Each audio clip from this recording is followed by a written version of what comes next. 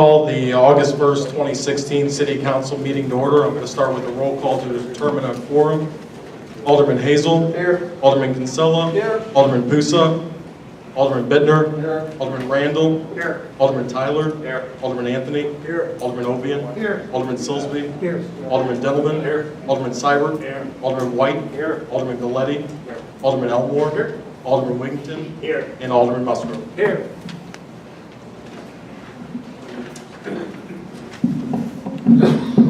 Mayor Eckert is unable to attend tonight's meeting due to some recently scheduled additional pre-surgical testing in preparation for his surgery later this week. So we have to have the aldermen elect one of their own to serve as the temporary chairman of tonight's meeting because consistent with the July 5th, 2016 action of the City Council, we know that Dr. Silsby has been appointed to serve as a mayor pro tem, at which time the mayor would be incapacitated by surgery. But right now, this is just a temporary situation, so we need a temporary chairman. So consistent with the action of the City Council on July 5th, I would ask for a motion to elect Dr. Silsby to serve as a temporary chairman of tonight's meeting. Alderman Randall? I would make that motion. Okay. So motion made by Alderman Randall, seconded by Alderman Galletti. I would ask Clerk Cook to call the roll. Alderman Hazel. Aye. Alderman Kinsella. Aye. Alderman Bittner. Aye. Alderman Randall. Aye. Alderman Tyler. Aye. Alderman Anthony. Aye. Alderman Ovian. Aye. Alderman Silsby. Abstain. Alderman Dendelman. Aye. Alderman Seibert. Aye. Alderman White. Aye. Alderman Galletti. Aye. Alderman Elmore. Aye. Alderman Wigington. Aye. Alderman Musgrove. Aye. Thank you. I'll turn the meeting over to Alderman Silsby. This time we'll have the roll call of the department heads. City Treasurer Hart. Here. City Attorney Horner. Here. Police Chief Clay. Here. Fire Chief Poor. Here. Ken Vaughn. Here. Royce Carlisle. Here. Jamie Matrid. Tim Gregowitz. Here. Jim Schneider. Here. Leander Spearman. Here. Vanessa McCaskill. Chuck Schaefer. Debbie Belleville. Here. And Bob Sable. Here. It's my understanding that Jamie Matrix is excused, she's on vacation. Okay, at this time, if you'll join me by standing to the pledge of allegiance.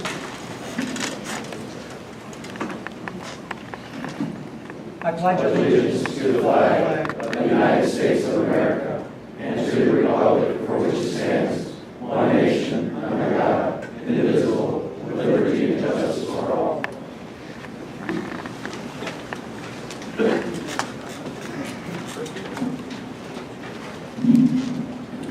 As a reminder, this is being videotaped, so please, when you speak, please go to the microphone and state your name if you're the public during public participation, and try to keep your comments to 2 to 3 minutes,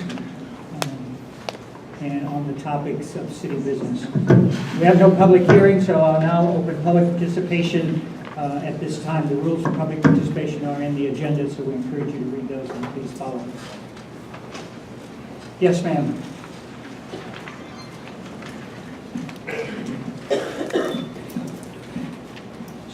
My name is Lillian Schneider, and I'm here to request the article that I'm going to read for this to be put on the August Streets and Grades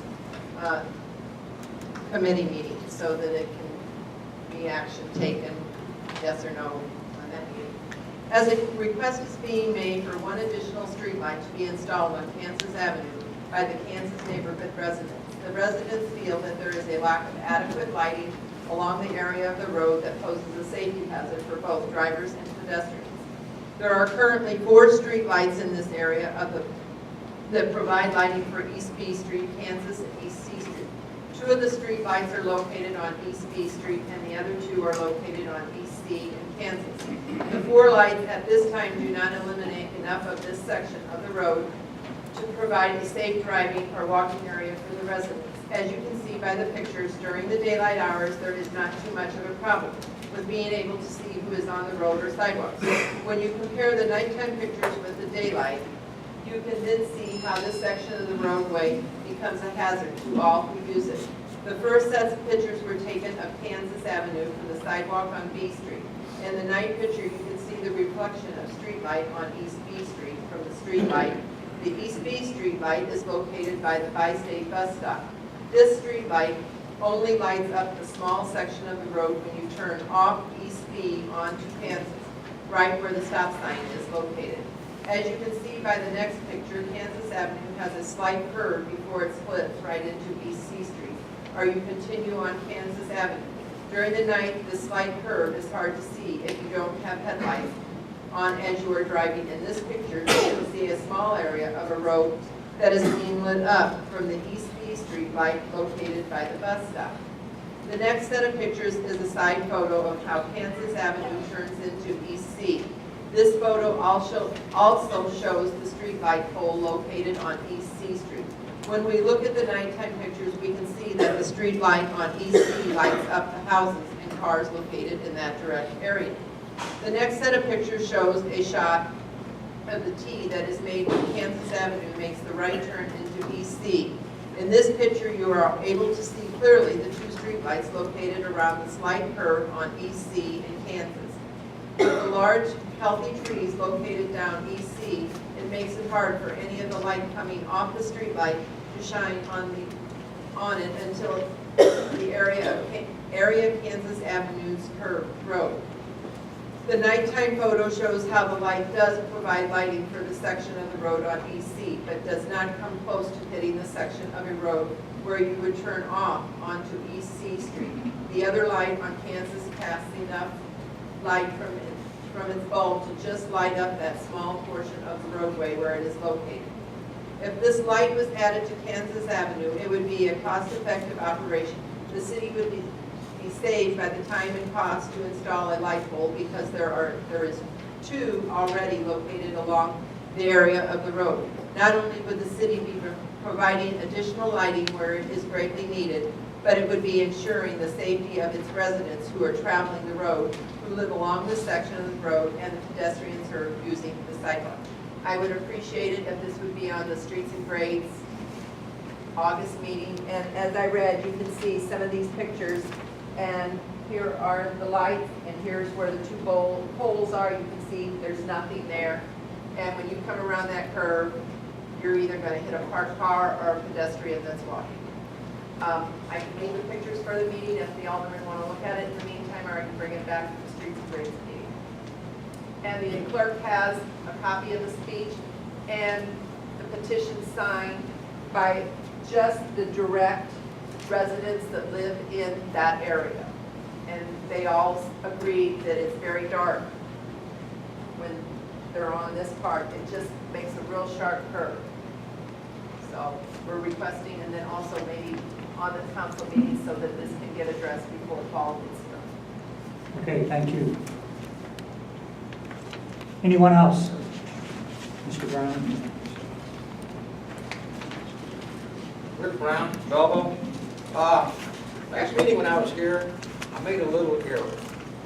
I excluded all 16 of the aldermen from what I was saying, Dean and Dallas, but I didn't exclude the mayor. And after watching the video on that, he didn't know about what Mr. Sabo did with the housing stuff. So I want to apologize for that. I thought that, I didn't think that, usually he knows about everything that goes on.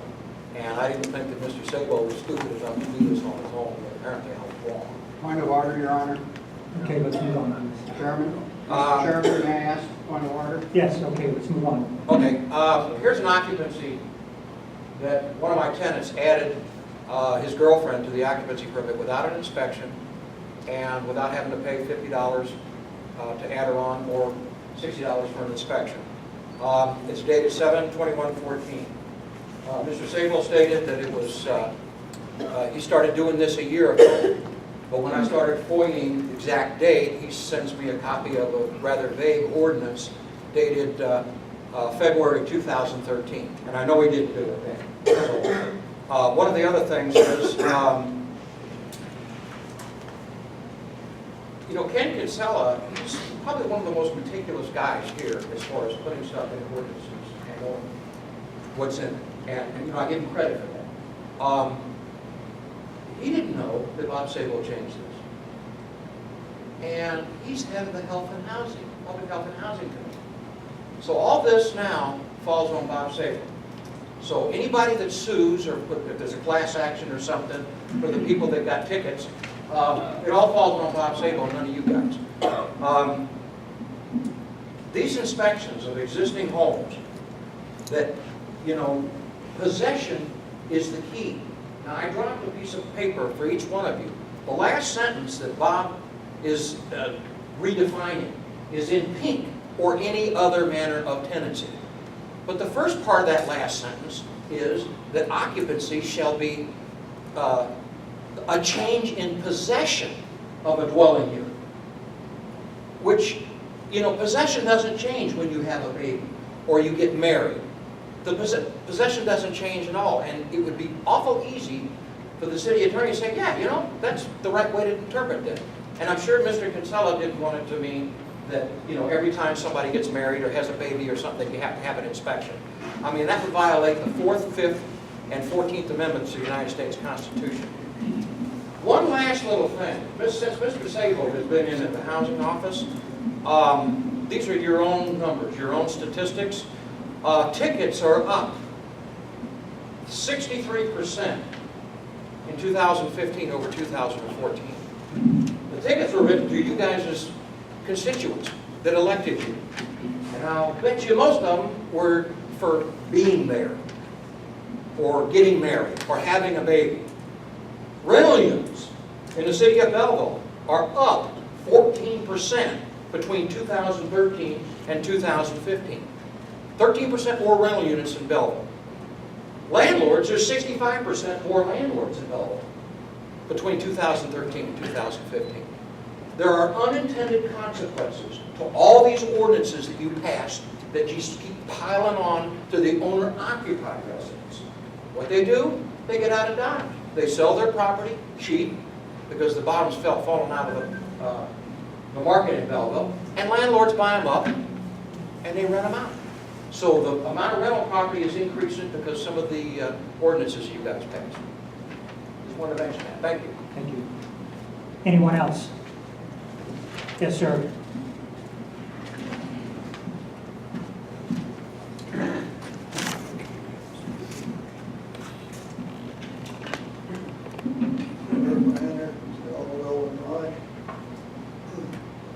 About 8 years ago, I filled out a complaint against the Belleville Police Department because I got beaten up in front of a tavern, and the officer in charge wouldn't take my complaint, so I filled out a complaint against the police department or against this officer, and I turned it in, and within 3 hours, I got a call from the chief, and he says I'm a liar and a troublemaker. I don't think that's the way the chief should talk to a constituent, call him a liar and a troublemaker. And now, May the 5th, I filed a complaint against the police department, May the 5th, and it took till July the 20th to get a response from the chief. And the only reason I got a response then is because I had to spend $1,300 on a lawyer. I know I'm stupid, but I wanted to find out, and that was the only way they was going to respond to my complaint. And Lindenwood is pulling some fast ones here. It says here, this has come from the Madison St. Clair County Journal. Some guys suing Lindenwood for falling out of bed, but Lindenwood goes under Lindenwood Female College Incorporated, doing business as Lindenwood University. Now, does that sound like a non-profit private business to you? Lindenwood Female College Incorporated, doing business as Lindenwood University. Doesn't sound non-profit to me. Now, I don't get up to say the Pledge of Allegiance. I guess some people notice, because to me, you're all a bunch, most of you are a bunch of hypocrites. Quickly finish. This Tom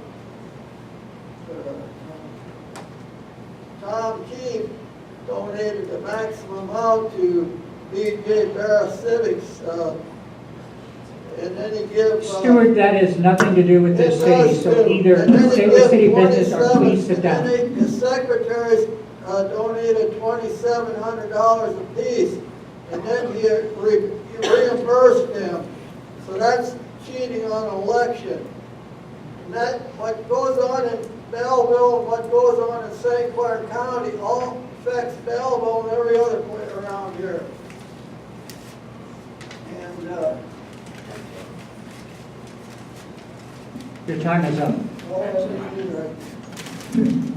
lot of people take a lot more time than that. Stuart, your time is up. You're out of order. Please sit down. Well, I want to know why the chief of Stuart? police calls me a danger to the city of Belleville. I would love to hear. That's not our responsibility. Please sit down. You're out of order. Your 3 minutes are up. Thank you. Anyone else? Yes, ma'am. Rose Wilson, 322 West I Street. I originally was not going to speak tonight, but I have to say, as a citizen and talking to other citizens in the city of Belleville, we have a superb leader in Chief Clay, and he is an impeccable character. I would just like to know that. Thank you. Thank you. Anyone else like to address this council?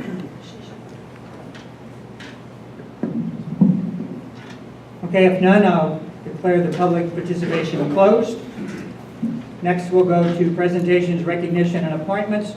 The character word of the month is caring, meaning being compassionate and showing others concern. And of course, during this special time in our country, there are a lot of things going on that we should be very concerned about, as well as show our concern for all the individuals that are going through various problems. So we encourage you to be a part of that. Next, we have a presentation on the redevelopment of the Meredith home. I think Eric is going to introduce the presentation.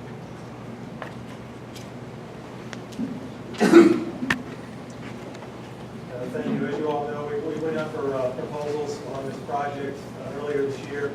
We received 2 proposals. The selection committee made up of staff and the aldermen, and we interviewed both groups, and one rose to the top. The group for you tonight, led by SWIDA, Southwestern Illinois Development Authority, along with their partners, Bywater. And I'll introduce Mike Lundy, who's the executive director of SWIDA, to start the presentation. Thank you. Thank you, Mayor. Mayor Pro Tem Silsby, City Treasurer Dean Hart, City Clerk Dallin Cook, Alderman, and the city staff, I want to thank you for your time tonight. We really appreciate this. The SWIDA Bywater team is very excited about this project. At this time, I'd like to introduce SWIDA Chairman James Nations, Director of Housing Destiny Lenecki, our partners with Bywater, David Dotson, Aaron Burnett, and Heather Lord. Heather couldn't be here tonight. Tonight we're going to show you why this team is best qualified to address this redevelopment for the former Meredith home. We're also going to show you how our plan will preserve the historic landmark, enhance the vitality of the public square area, and how our approach will create a long-term sustainable at this site. We are all well aware that the city has invested several millions of dollars in the rebuilding of downtown infrastructure, and we believe it has paid off. Over the last 10 or 15 years, there's been several new restaurant businesses opened in the downtown area. I think I got this memorized. Downtown Belleville has become a place to come, meet your friends, shop, have dinner, and have drinks. As you all know, I was treasurer many years ago, and I think the downtown area in the last 10 to 15 years has turned around immensely. The SWIDA and Bywater team is here to propose a solution to bring this historic downtown landmark back to life.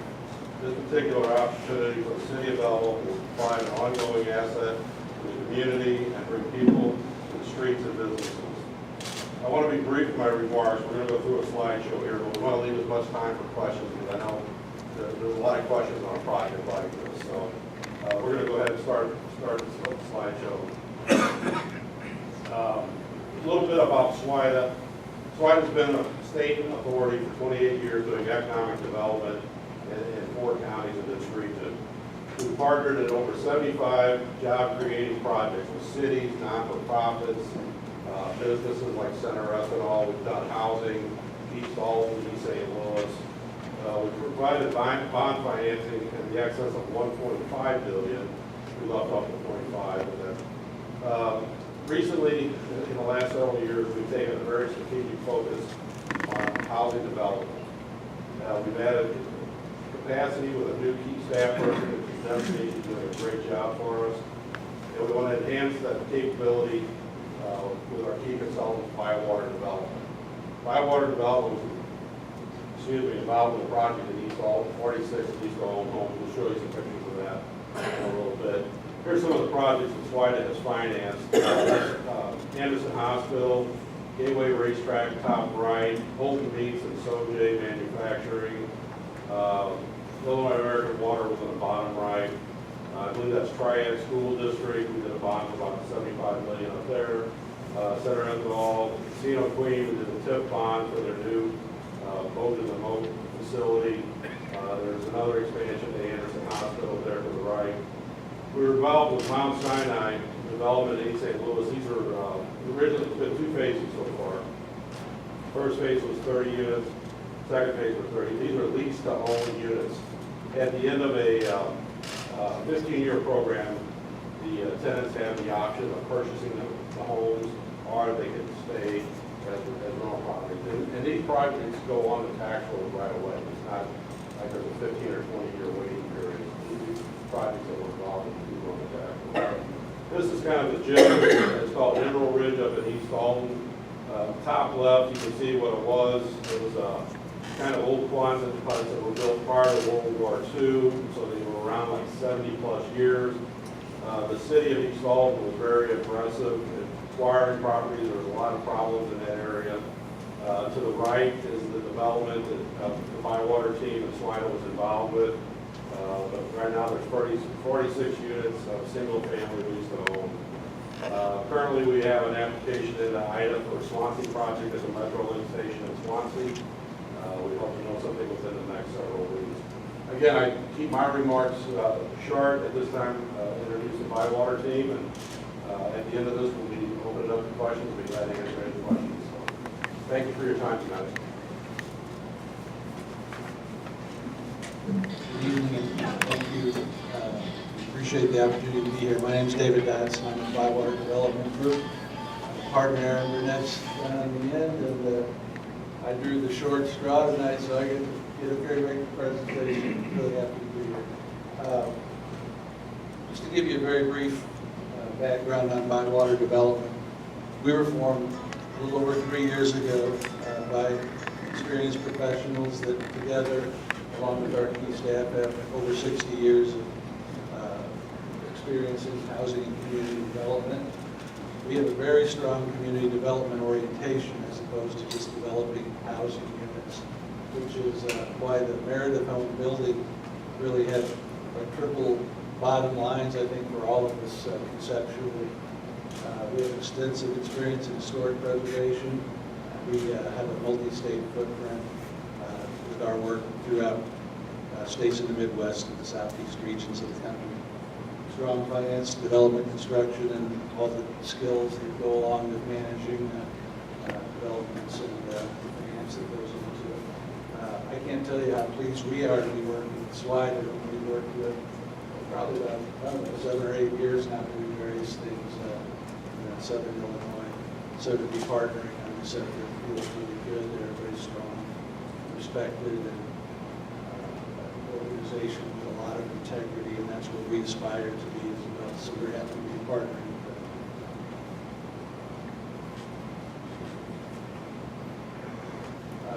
them. Here's a quick review of some of the things that Bywater is working on right now.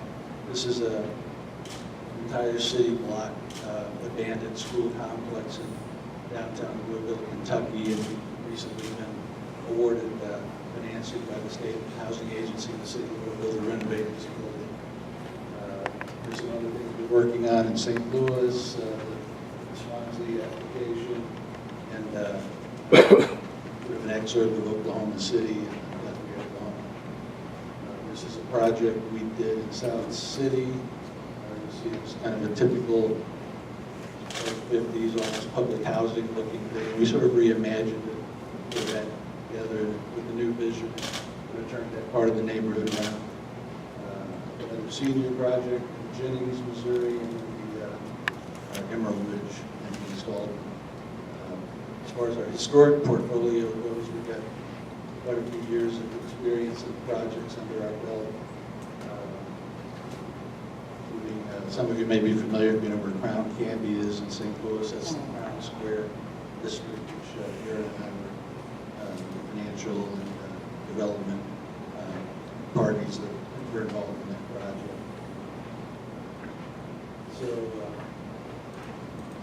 with that kind of historic experience and the appreciation we have for historic, we're kind of salivating about the great historic asset you have down in your public square. So we want to tell you a little bit about our plan. First of all, like I indicated earlier, it's community development oriented. Our goals and concepts as we approached our proposal involve the absolute necessity to preserve this important historic landmark, create a destination restaurant or retail space on the street level of the building, enhance the street life by adding residents to the downtown area, respond to trends toward urban senior housing we're seeing happening across the country, and certainly employ sustainable and green building technologies and equipment to develop, promote sustainability and energy savings, and importantly achieve long-term financial viability through a good financial plan. Nobody wants to go through this process again 5 to 15 years from now. Maybe most fundamentally from a community developer's perspective, to reverse the chilling effect that this abandoned hulk has had on that corner of the square for the last several years. Make it vibrant again. Probably noticed in some of our photographs we had really ugly before pictures and pretty handsome after pictures. And I'd like to believe that's sort of the goal that Bywater has when we enter into partnership with Slider, or we undertake a project of our own, especially on an Art Deco masterpiece like the Hotel Belleville building. That before picture will soon be forgotten, and it'll be an after picture that we'll all be very pleased that it's come about eventually. Our plan for how to divide up the building, this is the first floor. The left side of the street is actually pointing to the north, so the February face. So it's facing the square. So you see that about less than half, but more than a third of the first floor is dedicated to destination, retail, restaurant use.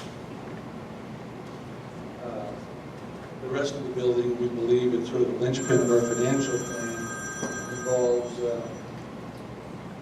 converting the rest of the space to affordable lifestyle apartments for senior residents. There is a national trend that we intend to sort of downtown senior living urban environments. The City of Kansas City, for example, not too long ago, initiated a program to try to attract senior residents to their downtown because of the sort of stable purchasing power they have in the community, and the stable cultural and social influence they have in the community too. Residents will live, work, shop, dine downtown, participate in the life of the community, things like the art on the square. Those are just fine examples of things that most active senior residents will love participating in.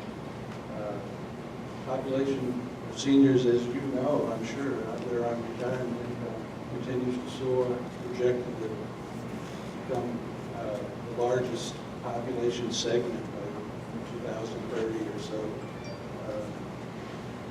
Public square activities can actually be the front yard of the building for senior residents, and the stable rental income from that from the apartment revenues really ensures the financial sustainability and over the long term of this project. So there's they've last for 5 years, it goes away, it doesn't create a problem. It's a stable, long-term asset. So on the first floor, you see we've got more property management, building management, some apartments. The second floor is a little bit of a different footprint, but we maximize the use of space for apartments with a nice lobby sitting area. Right now, we're contemplating whether we can open that sort of mezzanine area back up, so we create that dramatic effect that the building used to have. The second floor, a 2-story lobby area. We've got some structural analysis to do before we decide that. And the third through the sixth floor is a little bit different. Still have some opportunities. And then the basement, we see as being equipment, rooms, electrical system, locations, a large area of storage facilities for residents use, and then a big area that can be dedicated toward any sorts of exercise room, resident event space, delivery of services, meetings, activities, birthday parties, anything residents would enjoy. Now we know, and you know, that the kind of elephant in the room on this project, whether it's our plan or somebody else's, is the real shortage of parking downtown and the impact of the new development on that situation. It's a challenge for any use. It'd be very difficult with high intensity use like a hotel or lots of offices or something. Many seniors use public transit, for family or friends. The way we've approached this is in our development budget, we've budgeted a considerable amount of money to acquire, master lease, purchase, whatever the case may need to be, to address the parking issues, recognizing that parking needs may not be as high intensity as some other types of uses. The B budget needs to be addressed. We certainly want to partner with folks in the city, staff, the city staff, and everybody else to come up with the best solutions for this. Right now, at this early point, our best approach is to just budget funds to deal with the problem, and we'll work through those issues and come up with solutions as we move forward and with the city's help. The financial plan involves $12 million redevelopment, federal affordable housing tax credit equity, historic tax credit equity, Illinois Housing Development Authority loan, conventional first mortgage financing, SWIDA Bywater investment. And this plan, the $12 million, allows for the comprehensive rehabilitation of the building without asking for an offset of the acquisition price of the building. We know that Belleville's resources are precious, just like most cities are. So, you see, we've had to go to a lot of watering holes to come up with our plan. We believe that that's going to get us where we need to go without having to put a lot of pressure on the city's resources. So you see, those are sort of the numbers associated with our proposed plans. For the long term, and if sustainable and positive cash flow, we'll have reserves for replacing furnaces, roofs, all the stuff that breaks down over time. Those reserves will be updated every year with new deposits from part of the rental. And those are, by the way, not only great ideas, but they're kind of required underwriting assumptions when you work with historic affordable housing investors. They want to see those things and sort of demand that they're there. So, the RFP for the that we responded to listed a number of things that were sort of critical goals in the city of Belleville,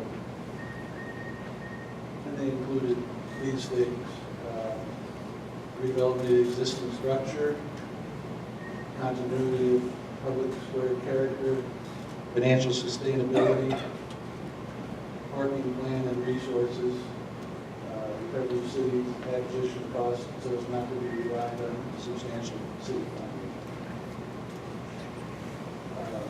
right now for Jim Nations, who's the president of the board of SWIDA, to sum things up for us. And thank you very much for your attention.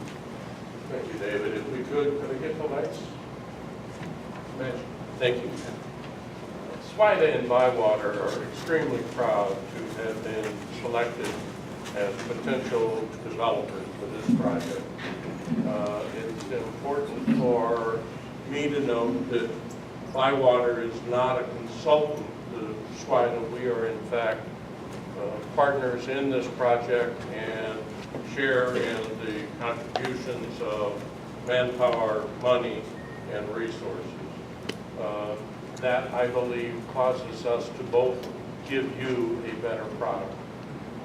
As you've seen from our presentation, we value the importance of this 85-year-old structure, its significance to Belleville, and its potential to shine and continue to serve in the future. Our design is for active seniors.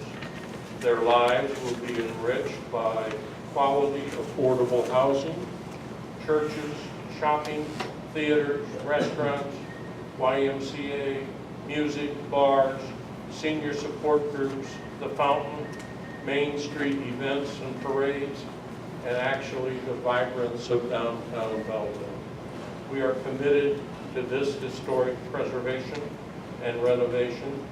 This building will require expert, passionate renewal on the exterior and a complete gut job on the inside to ensure a premier end product for our residents and our community. In our presentation, you have not seen, and we are not requesting city funding or TIF to do this project. And in fact, we have included a $500,000 payment to Belleville in our budget. In our presentation,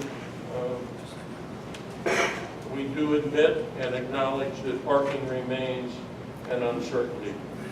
And while we have budgeted a significant amount of money to address this need, we do hope that we in the city can continue to work together to find a reasonable, rational solution to this challenge. Lastly, I think it's important for you to recognize that as soon as this project is complete, the city will begin to receive potential sales tax revenue from the retail space, potential license revenue if we bring in restaurants and liquor service, and lastly, it will be on your tax rolls as soon as the project is complete. We welcome your questions. I hope we've given you a synopsis of what this presentation amounts to. It's a significant project, and it's one we really would value working with the city to accomplish. Thank you.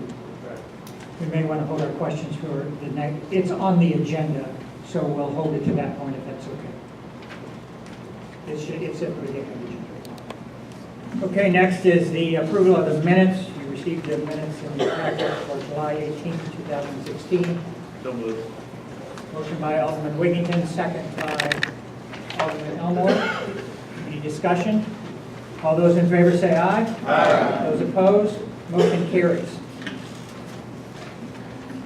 Next, we need a motion to approve the claims and disbursements in the amount of $1,168,427.94 and payroll in the amount of $937,984.90. Alderman Seibert, do I have a second? Alderman White, any discussion?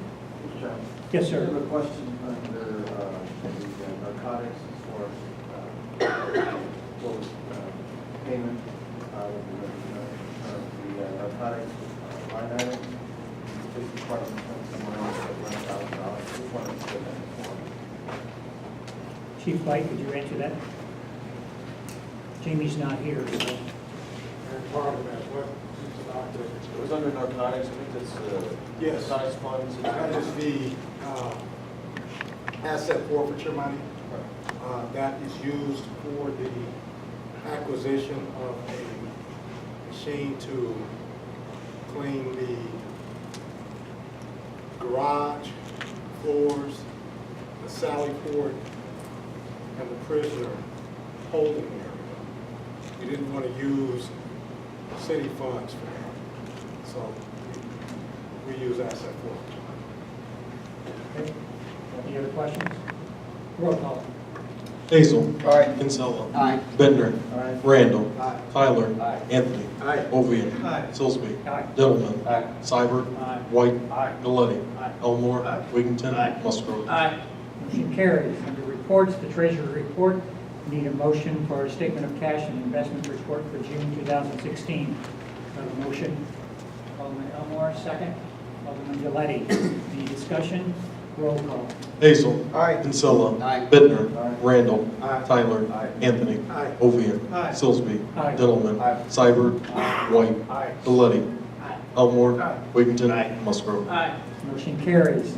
Next is the city attorney report dated July 28, 2016. That was in your packet. Need a motion to approve. Alderman Seibert, second by Alderman Bittner. Any discussion? All those in favor say aye. Aye. Those opposed? Motion carries. Next, we have a motion from the administration to accept the SWIDA team proposal for redevelopment of the Meredith home and to direct staff to enter negotiations on a redevelopment agreement. Alderman Kinsella, second by Alderman White.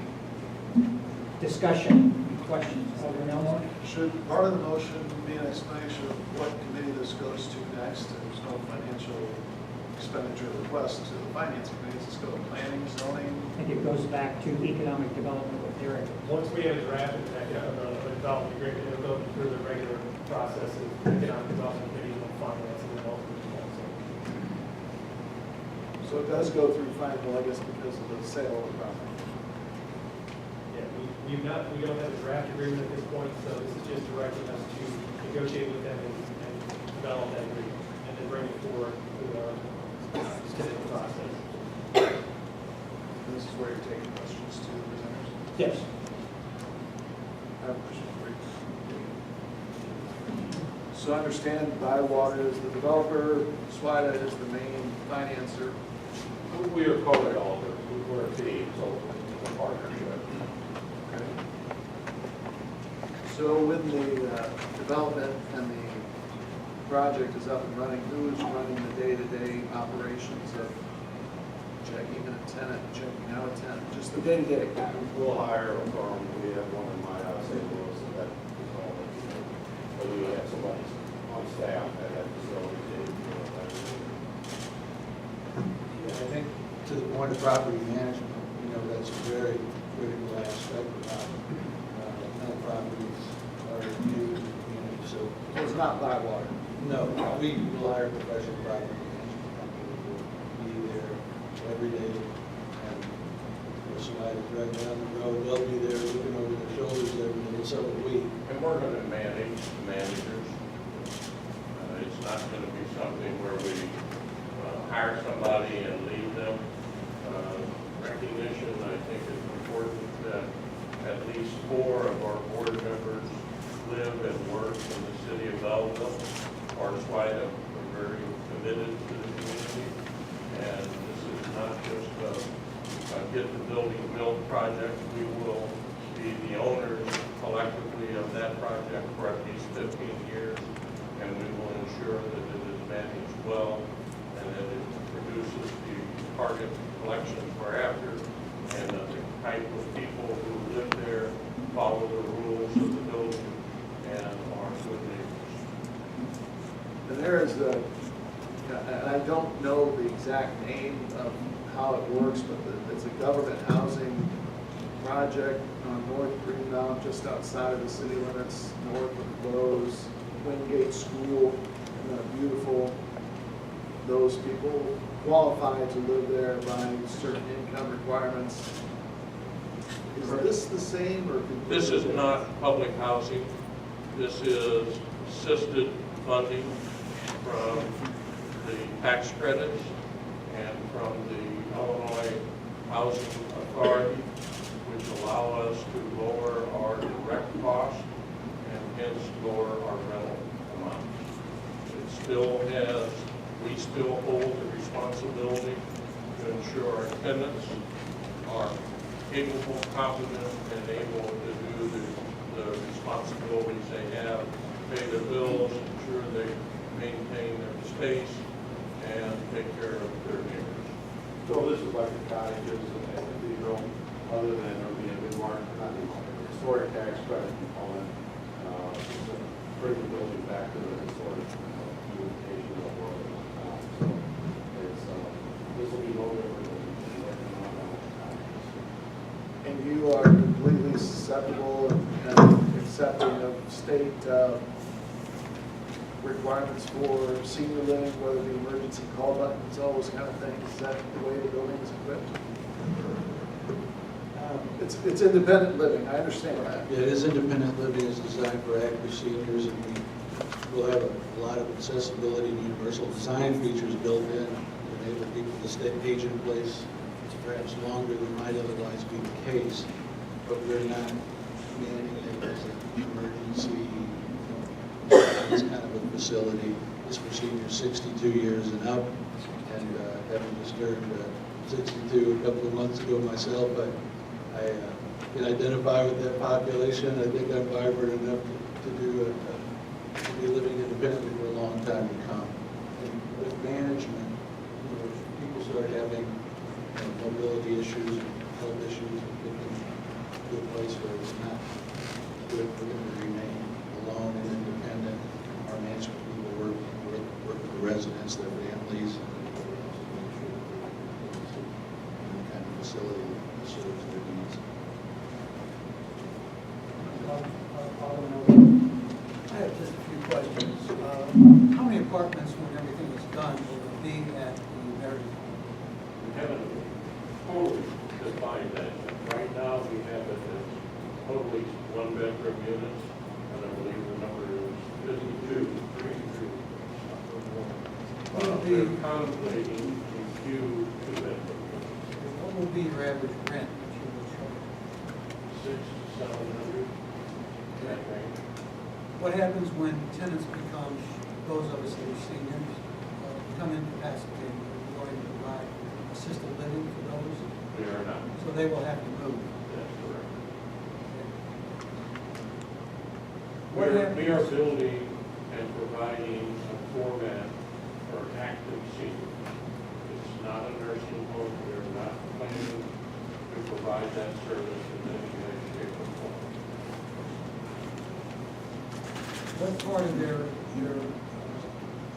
requirements will be subsidized by the federal government, the tenants who live in? There's no subsidy to the residents themselves other than through They the, will- they will pay their they'll own pay their rent. whole amount of rent. We're able to keep the rent low because of the subsidy that we get, quite frankly, from the tax credit program. And there is an income, somebody asked the question about it, there is an income limitation, the maximum income to qualify. And it's well in excess of Social Security retirement, about $30,000 per year for a single person. Thank you. You all of us know people that fit in that category. Alderman Randall. Thank you, Mr. Chairman. Mike, Tim, if you would, could you just give me a brief rundown of the sources of funding from SWIDA? How is SWIDA funded? SWIDA is funded historically through provisions where we develop and offer bond issues for schools and industrial development, levy districts and other units. And for that process, we have received a fee. In addition to that, over the course of time, with the work SWIDA did in its early inception, we received an annual payment from the Casino Queen for payment of the work that we did that'll cause them to be able to build at that location. The recent economic change has caused the bond issue business to diminish significantly. We have begun about 8 years ago starting to look to other avenues within our statutes that will allow us to continue to survive and thrive. We expect eventually the bond issue market will return, but in the meantime, we have funded with our reserves, part of the Mount Sinai project, part of the Parsons Place projects. We are a partner in the development for the Emerald Ridge project up in East Dalton. We are the dominant partner with Bywater on our proposal for a Metrolink location, and we would continue a similar relation as we go forward. That will generate additional cash flow for Swire over the course of the next 15 years. And what our goal is to find very unique locations that have very powerful attributes with them for us to use what I would view as our unique governmental relationships with the Illinois Housing Authority and others to begin to fund these projects. And we get zero tax dollars from the state, so we're a self-supporting government community. So as Jim mentioned, all the things he talked about, that's how we stay afloat, that's how we been doing it for 20 years. These opportunities throughout our 4-county region, we have a lot of interest in potential projects, just like thinking like this. So. I've got one more thing. Maybe the gentleman from Bywater would be able to answer this. Assuming, okay, that there's a successful negotiation of the proposal through economic development, would it be possible for you to agree to a bi-weekly project management update to keep the council members informed? I think we'll be happy to do that. I mean, this is going to be like a community effort, and we probably have an open door policy on an informal basis at all times. You know, bi-weekly, maybe that's the right number, maybe weekly, maybe monthly, whatever it proves to be. And sometimes during the period, weekly and bi-weekly meetings are important. Other times things kind of go a little slower, but yeah, we'd be happy to be part of something like that. Again, for the first several months, there could be some time where there's a lag in there. I think one of the first things is to get on the historic register, get the historic tax credit. And that's going to take some time. So these tax credit deals aren't like they're going to break down in 60 or 90 days. Right. And I just want to be honest with everybody that you realize this is going to take some time to get this thing up and running. So, but we have no problem reporting to Eric or whoever or the council or once a month come and give an update to the full body that you guys know what's going on. Appreciate that. No problem. Alderman Tyler? As we went through the slideshow, there was a breakdown of the $12 million, and I noticed Bywater's initial total investment would be around $230,000, which is less than 2% per project. Would that be about the norm that previous projects you guys have done with them? Is that the average? Due to the makeup that this project presents, through the historic tax credits, it probably is lower than normal, but every job is just so totally different, it's hard to give a clean answer to. Yeah, I would add that that's kind of the permanent financing portion of Salida and Bywater's. They're going to be spending money hand over fist. We get approved to move forward with this, hire architects, engineers, historic consultants, array of professionals, environmental consultants, and cleanup folks, and all those kind of things before we put a hammer to a nail. By the time this thing gets to a closing, well, Aaron, I don't know, I wouldn't be surprised if we had $500,000 or $600,000 sunk costs that they're at risk with this team. Bywater's quite out of pocket. Okay, so the $230,000 on the breakdown is not accurate. Well, it's accurate because we'll get reimbursed for some of those monies when the deal closes. $239,000, whatever it was, would remain as part of the financing, permanent financing. Any Alderman White? Yeah, I'd just like to reiterate and confirm what you said in the presentation, that it's something that hit me as something that's very important, that you're going to be working very closely with local contractors and local development. I think that's very important as compared to some of the other presentations you've seen. We are candidly very, very committed to using local participants whenever we can. Unfortunately, some of the people in this industry are highly specialized and have a unique relationship with the various funding sources. So if you go too far away from their comfort zone, you tend to shoot yourself in the foot, but we're moving that way. We're going to use local general contractor. We're going to use local contractors wherever we can. The labor on this job will be local, and we'll be in a position to maximize that as we go forward. Any other questions? If not, we have a motion. Thank you very much. Thank you so much. Mr. Chairman, will you provide security for seniors when they reside there? Yeah, there will be security. We'll be working with our architects, our property managers, and senior advocates to determine for that building what's the best way to handle security. And certainly it's going to be important. Looking around the room, we're going to contemplate all the I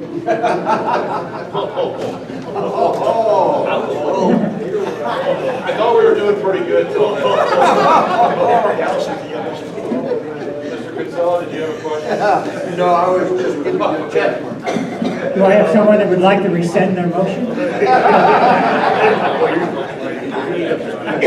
Okay, we have a motion and a second to accept the SWIDA team proposal for redevelopment of the Meredith home and to direct the staff to enter into negotiations on a redevelopment agreement. With no further questions, we will have a roll call vote. Hazel. Aye. Kinsella. Aye. Bittner. Aye. Randall. Tyler. Anthony. Ovian. I guess. Silsby. Aye. Dillman. Seibert. White. Galletti. Elmore. Wiggington. Musgrove. On behalf of the council, I'm sure that I can say that we are excited about this proposal, and we look forward to working with you and working with staff and hearing how it's moving forward in the future. What a great way to protect that Meredith home and historic preservation downtown. So we thank you a lot. And if I could, I'd just like to compliment the staff. They've been excellent to work with. So we really appreciate their time and we look forward to a long relationship. It's good working relationship with them. So thank you. Thank you. Next, we have a motion from Master Sewer. Yeah, on behalf of the Master Sewer Committee, I'd like to make a motion to approve an easement with Greenmount Road, Church of Christ, for the purpose of installing sewers on Carlisle Avenue. We have a motion. Do I have a second by Alderman White? Any discussion? Roll call. Hazel. Aye. Kinsella. Aye. Bittner.